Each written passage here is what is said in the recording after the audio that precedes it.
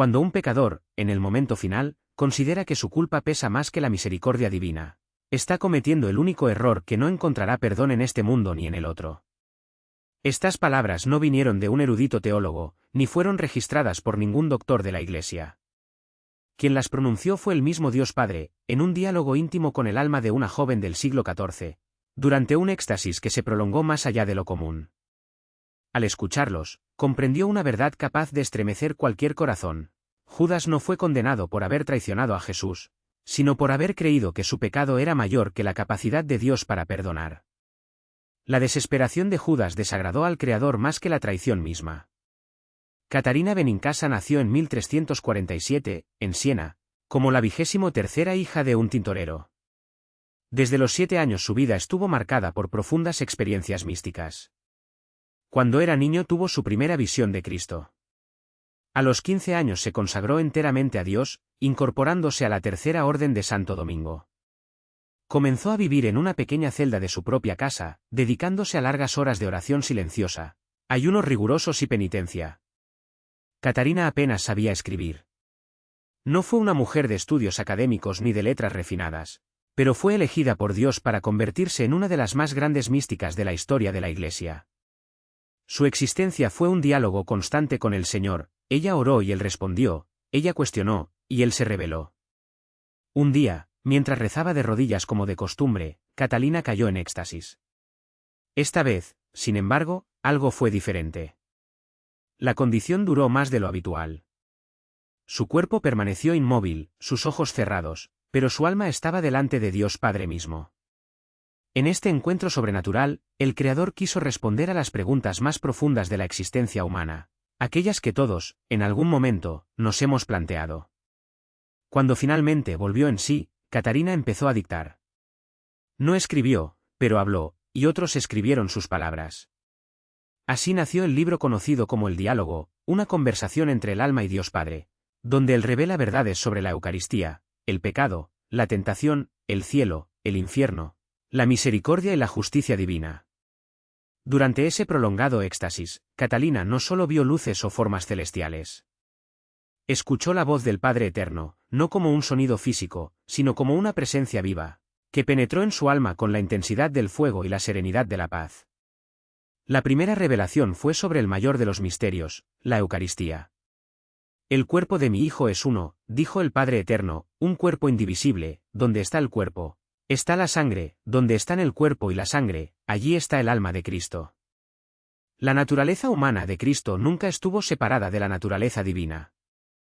Dios reveló que, en la hostia consagrada, no hay división, fragmento o parte. Cristo está presente en su totalidad, Dios y hombre, cuerpo, sangre, alma y divinidad.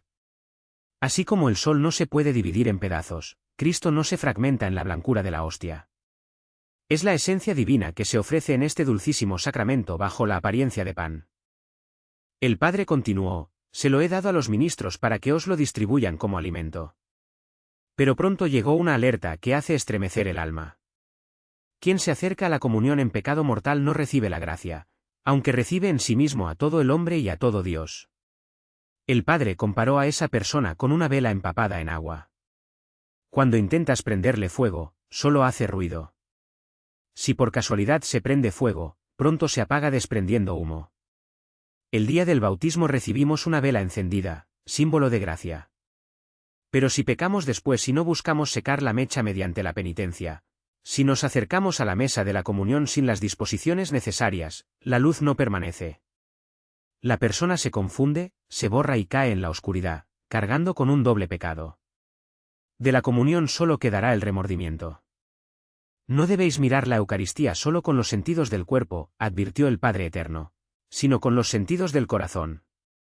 Es a través del amor como el hombre debe pensar, recibir y saborear este sacramento.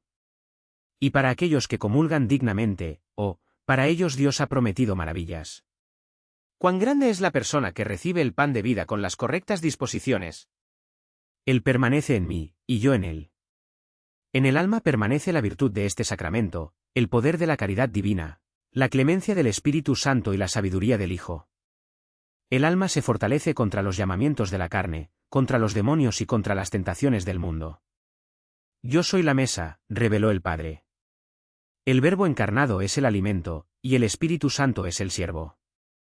Este siervo amoroso lleva los anhelos de las almas a Dios y les trae el fruto del amor, las revelaciones y las enseñanzas divinas. Catalina escuchó entonces algo que atormenta a tantas almas: ¿por qué Dios permite la tentación? ¿Por qué el diablo puede atacarnos? La respuesta del Padre Eterno estuvo llena de amor y sabiduría.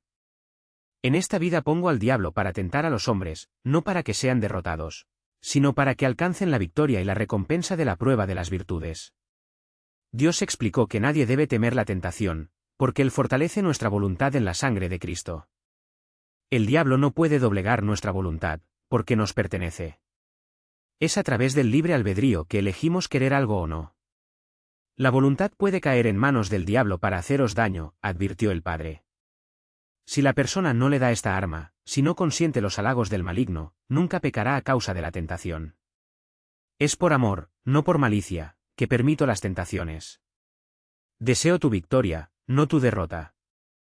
Quiero que me conozcas y que te conozcas a ti mismo. La virtud probada en el bien se fortalece en su contrario. Cuando llamó a Pablo, Dios guardó un aguijón en su carne para que pudiera progresar en gracia y mérito. La tentación pone a prueba la voluntad. Con paciencia, sin daño interior, el alma supera las adversidades y alcanza méritos. Luego vino esa revelación sobre el pecado imperdonable, la misma con la que abrió esta historia. En el último momento, cuando el pecador considera su pecado mayor que mi misericordia, ese es el pecado que no será perdonado, ni aquí ni en el más allá. El desprecio voluntario de la misericordia divina. Este es el pecado contra el Espíritu Santo. Esta no es una acción específica, sino una negativa. Es juzgar que Dios no puede perdonar. Es elegir la desesperación sobre la esperanza. La desesperación de Judas me disgustó mucho más que su traición, dijo el Padre Eterno a Catalina. En la hora final, tales pecadores sienten más tristeza por sus propias injurias que por haberme ofendido. Son injustos porque no me atribuyen lo que es mío. Deberían ofrecerme amor y contrición, pero solo sienten autocompasión por el castigo que merecen. Y como desprecian el perdón divino, con razón son removidos, juntos. Es esperanza. Mientras hay aliento, hay misericordia. La historia de Catalina de Siena no es solo un relato de visiones extraordinarias, sino una invitación a reconocer que Dios nunca se cansa de llamar al hombre a sí mismo. Incluso en los momentos en que el alma se siente más distante, Él permanece en la puerta, esperando. No con impaciencia, sino con una paciencia que trasciende el tiempo, porque para Él un día es como 1000 años, y 1000 años como un día. Lo que a nuestros ojos parece una demora es, en realidad, la manifestación de su infinita misericordia, que no quiere que nadie perezca, sino que todos procedan al arrepentimiento. Cuando Catalina preguntó por los que mueren sin arrepentimiento, la respuesta del Padre Eterno fue clara. No es por falta de luz que se pierden, sino por falta de amor. Dios no niega la gracia a nadie.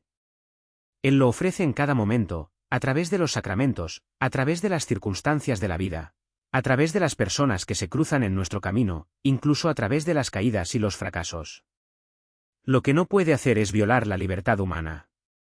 Si el hombre decide cerrar los ojos a la luz, si prefiere la oscuridad a la verdad, si rechaza el perdón por orgullo o por desesperación, entonces la justicia divina solo puede actuar confirmando esta elección. No es Dios quien condena, sino el mismo pecador que, durante toda su vida, dijo no a su amor. Y aquí reside una de las verdades más profundas reveladas a Catalina. La misericordia y la justicia de Dios no son opuestas, sino que van juntas. La justicia sin piedad sería crueldad, la misericordia sin justicia sería debilidad. Dios es perfecto en ambos. Por lo tanto, cuando Él perdona, no ignora el pecado, sino que lo redime. Cuando castiga no lo hace para vengarse, sino para corregir y salvar. Incluso en el infierno, donde la justicia se manifiesta en su plenitud, hay un orden divino. Cada uno recibe según sus obras, pero la condena misma es, en última instancia, consecuencia de una libertad que se negó a amar. Catalina también quiso saber de los que sufren en la tierra, los perseguidos, los enfermos, los abandonados. ¿Por qué Dios permite que los justos sufran?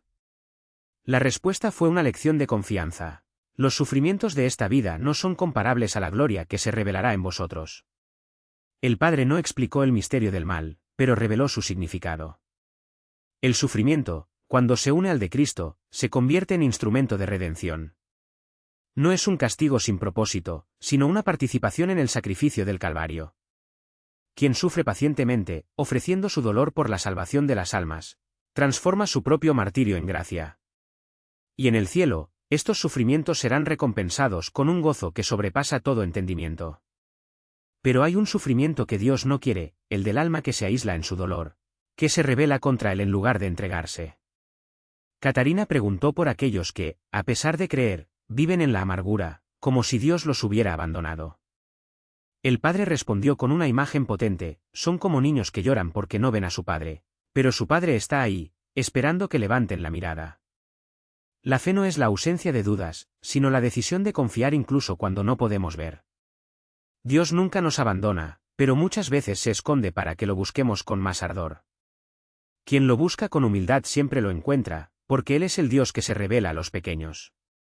Finalmente, Catarina preguntó qué es lo que más agrada a Dios. La respuesta fue sencilla y profunda: lo que más me agrada es que el hombre viva en mí y yo en él. No son las grandes obras, ni los sacrificios espectaculares, sino la unión íntima con el Creador. Un corazón que ama a Dios sobre todas las cosas, que busca su voluntad en cada detalle de la vida, que se abandona a Él como un niño en los brazos de su Padre, este es el sacrificio que más le agrada. No porque Dios necesite algo, sino porque es en este amor donde el hombre encuentra su verdadera felicidad. Las revelaciones a Catalina de Siena no son solo un tesoro para la Iglesia, sino un espejo para cada alma. Nos recuerdan que Dios no es un juez lejano, sino un Padre que quiere hablar con nosotros.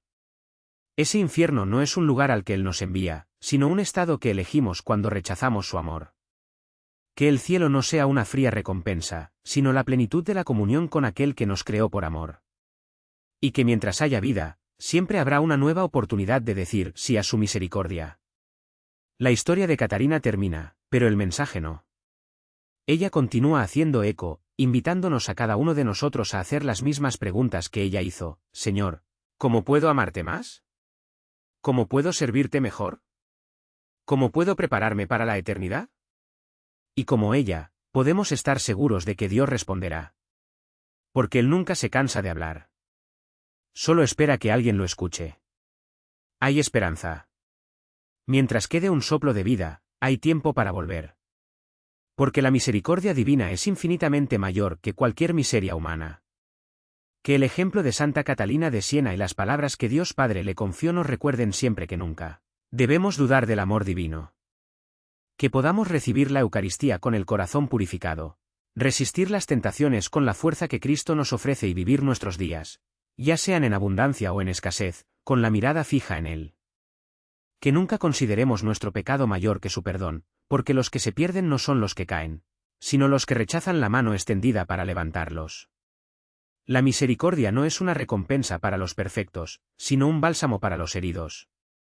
Ella no espera a que nos curemos solos, sino que nos encuentra allí donde estamos, con nuestras debilidades y nuestras caídas.